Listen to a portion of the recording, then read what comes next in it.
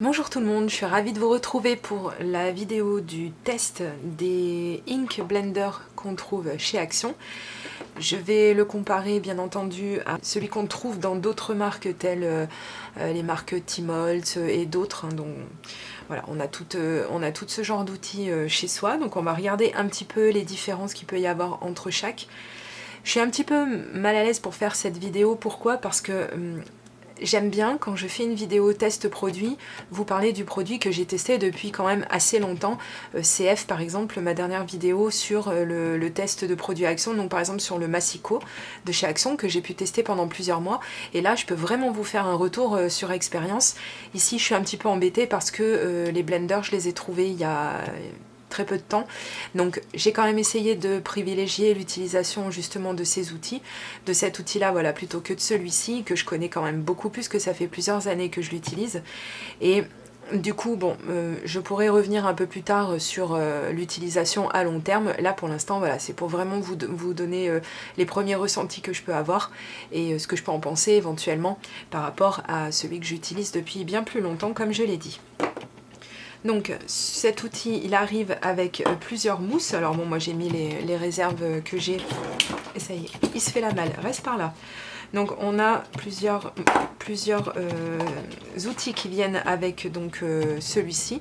Donc déjà on va le regarder un petit peu plus en détail avant même de parler du reste. Donc on voit qu'il est un petit peu de la même... ouais, et encore que... non. Ça, il est carrément plus léger. Hein. Quand on l'a dans la main, il est plus léger que celui d'une marque, on va dire, de scrapbooking. Par contre, la prise en main est vraiment sympa aussi. Tout dépend comment on peut le tenir. C'est vrai que c'est quand même... celui-ci est un petit peu plus petit, comme on le voit. Et je trouve quand même que la prise en main est plus agréable avec celui-ci. Par contre, peut-être ce que je vais pouvoir lui reprocher, si j'arrive à cadrer, ce que je pourrais lui reprocher peut-être c'est le fait qu'il soit un petit peu plus lisse, articule, et en fait donc on peut avoir un petit peu tendance à glissouiller, mais enfin bon, ça c'est vraiment si je veux chipoter. Voilà. Comme je vous le disais, il arrive avec trois mousses différentes. Donc celle-ci qui est carrément de l'éponge, hein, ça me fait beaucoup penser à de l'éponge, ça a une sorte de mousse assez rigide, et ça, comme je l'avais déjà dit quand je l'ai ouvert lors de la présentation, lors du haul, on dirait vraiment du patin de chaise quoi, donc je ne sais pas, Donc traditionnellement les autres mousses, je vais vous en montrer une que j'ai sous la main pour l'autre applicateur, hein, pour celui-ci. Donc on a des mousses qui viennent vraiment... Alors ça pourrait ressembler, mais alors vraiment au niveau, vous voyez, quand on les plie, celle-ci c'est quasi impossible de la plier. Pardon, je fais du bruit. C'est peut-être pas fait pour, hein, d'ailleurs. Mais voilà, je pense qu'on a quand même un peu plus de simplicité à travailler avec ce genre de mousse-là. Bon, après voilà, il y a certainement une raison aussi. Ils nous ont pondu trois textures différentes, voilà. Mais celle-ci, ça reste quand même pour moi le gros... le grand mystère. Je ne sais pas à quoi celle-ci peut vraiment servir. J'avouerai que celle-ci non plus. Vraiment, je suis pas pour l'instant, de ce que j'ai pu en utiliser, je suis pas vraiment satisfaite de l'utilisation, si vous voulez, par rapport aux mousses justement qui sont fournies. Maintenant, on va pas non plus tirer des conclusions hâtives. Je pense qu'elles ont une utilisation bien spécifique, hein, certainement, peut-être avec plus d'autres médias tels de la peinture ou des encres autres que des encres en pad, je ne sais pas. Je vais investiguer un petit peu de mon côté, j'essaierai avec d'autres, comme je vous dis, d'autres médias, et donc je verrai pour vous faire un retour si je trouve effectivement à quoi ça sert. Là pour l'instant, j'ai plus utilisé celle-ci. Alors l'avantage, par contre, revenons aux avantages. L'avantage, c'est, si vous voyez, donc on a un scratch, un agrippant, mais alors quelque chose vraiment de très ça me plaît beaucoup. Je trouve que c'est vraiment très qualitatif, parce que quand on accroche la mousse dessus, vous voyez, on est... Voilà, hein, vraiment, pour l'enlever, il faut y aller. Par contre, avec l'autre, je veux pas trop lui jeter des pierres, mais enfin quand même quoi, c'est quand même quelque chose qui coûte beaucoup plus cher si vous regardez, hein, ça coûte quand même beaucoup plus cher. Et là, moi ce qui m'embête un petit peu, c'est bon, ok d'accord, il a quand même déjà bien vécu, hein, il a fait une bonne carrière, mais voilà, vous voyez, j'ai mis du double face, et même avec du double face de moquette, il continue de se décoller. Donc quand je mets ma mousse, celle-ci, celle qui est faite justement pour cet embout là, quand je l'enlève, il faut vraiment que je repère quel côté se décroche. Enfin bon, ils se décrochent presque tous maintenant, mais il faut vraiment que je fasse attention parce que combien de fois je me suis retrouvée à enlever carrément le scratch. Donc ça c'est embêtant. Alors je sais, oui, il va falloir que je mette certainement de la super glue, quelque chose comme ça. Mais voilà. Alors par contre, je reviens à celui de chez Action. Là, comme je vous dis, le scratch est plutôt super. Je vais essayer. Voilà, là je vous le montre bien. Par contre, ce que j'aurais bien aimé, moi personnellement, c'est que bien en fait le scratch prenne vraiment toute la surface. Voilà, je vais y arriver. Parce que effectivement, quand on va travailler, vous voyez, on a quand même une surface de la mousse qui n'adhère pas. Et ça me gêne. Ça me gêne dans le travail, vous allez voir, je vais vous montrer. Je trouve pas ça très précis. C'est un petit peu ce que je peux lui reprocher. Encore une chose, alors là j'ai la mauvaise surprise, je vais vous montrer, hein, puisque j'ai voulu tester. Et donc voilà, c'est-à-dire que peut-être que le scratch justement est beaucoup trop agrippant, je ne sais pas, mais enfin j'ai réussi à péter une des petites mousses qui sont livrées avec l'applicateur.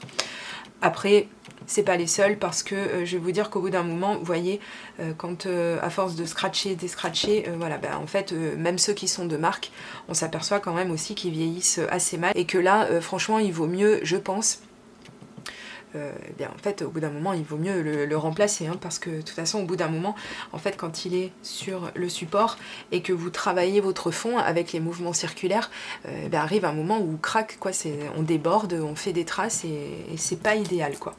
Donc bon, on est sur la bonne piste pour quand même avoir des choses qui vont finir par nous convenir complètement, hein. On voit quand même qu'il y a des marques qui essaient de travailler sur le concept, puisque pour les anciennes, hein, les vieux de la vieille du scrap, un petit peu comme moi, on a toutes connu les applicateurs qui étaient de cette forme, voilà, qui étaient rectangulaires.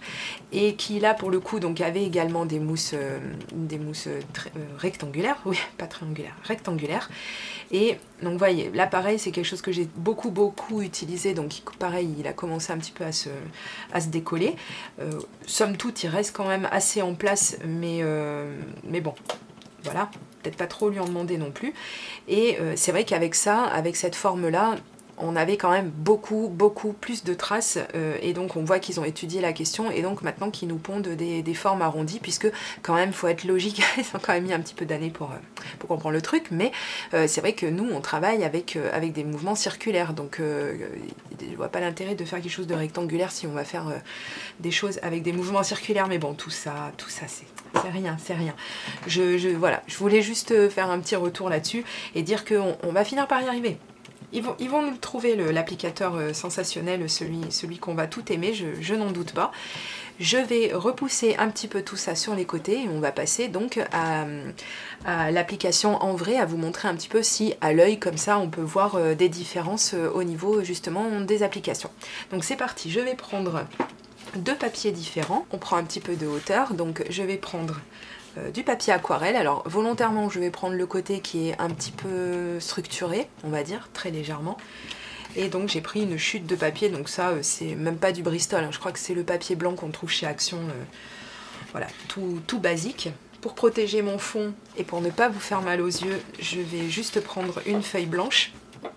Parce que si je sors mon tapis de chez Caramel Studio, voilà, il passe très mal à la caméra, il fait mal aux yeux de tout le monde, donc moi la première, donc je trouve pas ça très avantageux. Alors, puisque j'ai ma petite éponge bleue, donc qui correspond à ma Distress Oxy bleue, si je ne m'abuse, c'est bien ça, la Broken China. Eh bien, on va faire la démonstration justement avec cette encre. Je vais essayer de faire en sorte que tout entre dans le cadre, voilà, on y est presque. Alors vous m'excuserez parce que je me suis blessée et que j'ai mal en fait au pouce, donc j'ai un petit peu de mal à beaucoup appuyer et à effectuer certains mouvements, mais je devrais quand même arriver à m'en sortir. Donc traditionnellement on prend son petit applicateur, on tapote, on décharge l'excédent, on refait et après donc on peut attaquer à faire son fond. Voilà. Donc c'est pas, oh là, mon dieu, c'est pas le meilleur papier que j'ai choisi. Mais c'est pas mal parce que du coup, vous voyez, c'est ce que je dis souvent dans mes vidéos, quand on me dit oui mais moi j'arrive pas à faire des fonds comme tu les fais et tout. Alors déjà il y a le coup de main, c'est sûr, les années de pratique, etc. Mais voilà, des fois vous pouvez aussi incriminer votre papier parce que typiquement si vous travaillez sur un autre papier du genre DCP, Bristol ou autre, un papier qui soit plus lisse, vous n'aurez pas ce genre de vilaines traces. Je ne sais pas si vous arrivez à aller voir ces espèces de ronds, c'est-à-dire que le papier a directement absorbé ce que je lui ai mis dessus. J'ai même pas eu le temps de le travailler, donc ça clairement c'est pas un papier voilà, qui est fait. Là je le prends parce que c'est pour la démonstration, c'est vraiment juste comme ça, mais de temps en temps ne vous incriminez pas vous, incriminez un petit peu votre papier et changer, et vous allez voir que des fois les résultats sont un petit peu meilleurs. Bon bref, faisons comme si je n'ai pas ces vilaines traces et je travaille donc quand même mon application. Oh là là, ça fait mal aux yeux parce que c'est trop parce que j'ai des traces et que j'ai horreur de ça, mais enfin bon. Alors je ne sais pas trop comment vous le montrer, je vais essayer de le bloquer pour vous faire voir que voilà, regardez comment je vais travailler, parce que ma mousse n'adhère pas comme il faut correctement de partout. Et ça aussi, ça peut faire des vilaines traces, ces traces qu'on essaie d'éviter à l'application. Donc bon, voilà, je suis... Voilà, regardez, hein, ça le fait, hein, c'est sans vraiment vouloir exagérer le trait, mais vraiment au ressenti, je sens que mon applicateur ne reste pas droit, mais qu'il a tendance à s'affaisser. Voilà, bon, parce que encore une fois, tout ce que je viens de vous expliquer. Voilà. Maintenant, je vais tourner mon papier et je vais prendre l'applicateur de chez Action avec une mousse rose, puisqu'il me semblerait que ce soit celle qui soit le plus appropriée aux encres. Encore que, moi, ce rendu éponge, je suis pas convaincue. Hein, je suis pas convaincue. Mais bon, je lui laisse une chance quand même. Vous voyez déjà ici c'est le tapotage avec justement ce rendu éponge, et ici donc c'est le tapotage avec l'autre outil, le premier que j'ai testé, et on voit déjà directement que au niveau de l'application c'est déjà différent, c'est plus prononcé ici, c'est vraiment, je trouve, beaucoup mieux, alors que là cet effet un petit peu tacheté, un petit peu, voilà, c'est... Forcément, je pense que le rendu sera pas pareil. Je vais quand même travailler... pardon, je vous fais bouger. Je vais quand même le travailler un petit peu pour voir, parce qu'effectivement, il faut quand même laisser la chance au produit, mais comme je vous dis, je ne suis pas convaincue. Puis alors, avec ce papier sensationnel, j'ai envie de dire, ça va pas être magnifique. Hein. Par contre, je n'ai pas énormément de traces, hein, il faut avouer. La mousse, enfin l'éponge, je ne sais pas comment l'appeler, cette mousse éponge, voilà, cette hybride étant plus, on va dire, plus, je cherche mon mot, plus ferme, voilà, à l'application, je dirais quand même au final que ça va, c'est pas dégueulasse. En même temps, il faut se rappeler que je travaille avec des oxydes, donc l'application est quand même un petit peu facilitée. Je ne sais pas si c'est vraiment le mot, mais c'est vrai qu'on est beaucoup à préférer travailler les oxydes. Moi, travailler les distressing traditionnels, ça ne me dérange pas non plus, puisque de toute façon je les ai, donc je ne vais pas les laisser s'abîmer parce que je possède aussi quelques distress oxydes. Voilà. Donc au niveau du rendu, à l'œil comme ça, on dirait que c'est quasi la même chose. Voilà, on va faire sur le papier aquarelle, comme ça on pourra en parler directement. Donc je vais faire dans le même ordre, je vais reprendre ma mousse avec mon applicateur de marque. Je tapote, j'enlève l'excédent et je commence à appliquer mon encre. Et là, j'en bave. Regardez, hein. Non, vous voyez pas. Peut-être que je l'ai pas... Allez. Peut-être que c'est ma faute, je l'ai pas mis assez au milieu. On va dire. Allez. On recommence. Voilà. Et mais là, j'ai... Ben voilà. Encore mieux. Là, j'exagère rien. Voilà avec quoi je me retrouve. Bon, c'est pas top. C'est pas top. Donc forcément, si vous travaillez avec quelque chose comme ça, vous allez en baver. Ah bah voilà, bah super, ah bah magnifique. Voilà, c'est ce qui devait arriver arriva. Ah, voilà, donc ma mousse, ça y est, elle vient de rendre l'âme. Bon, heureusement, j'en ai terminé avec avec la démonstration pour celui-ci. Et donc je passe sur un autre côté avec, pourquoi j'ai fermé mon encre, avec mon applicateur de chez Action. Je tapote, j'enlève l'excédent, je tapote et je reviens. Je passe à un autre endroit puisque notre première expérience était de ce côté. Et là on voit, je vais revenir sur ce que j'ai dit. Hein. Ok, l'application, alors déjà elle est un petit peu plus bruyante. Oh. Faut le dire vite, hein, mais je veux dire, on entend déjà un peu plus qu'avec une mousse traditionnelle. Par contre, voilà, au niveau rendu, c'est sympa aussi. C'est sympa aussi. Alors ici, l'avantage de travailler sur un papier structuré, je vais essayer de zoomer au maximum et pouvoir vous montrer. L'avantage de travailler un papier texturé, c'est que justement, on voit bien en fait comment l'encre a pénétré. Il me semble, je rappelle que c'est une oxyde, il me semble que le résultat est un tout petit peu plus prononcé. Alors je ne sais même pas si c'est le mot que je voudrais utiliser, mais il y a quand même une nuance, on va dire. Voilà, il y a une nuance entre les deux résultats.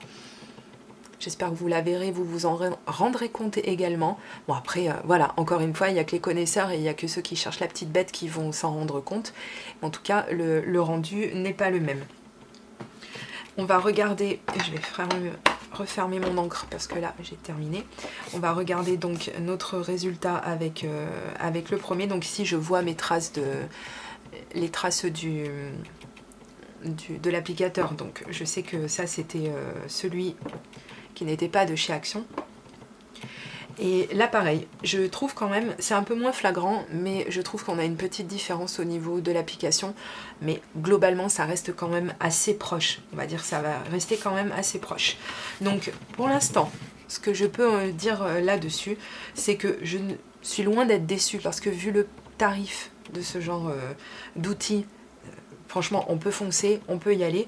Reste donc juste à lever le voile du mystère de ces deux autres mousses applicateurs, je ne sais pas comment les appeler, pour savoir un petit peu à quoi ça sert. Peut-être que c'est plus adapté pour le mixé de médias. Peut-être. Voilà.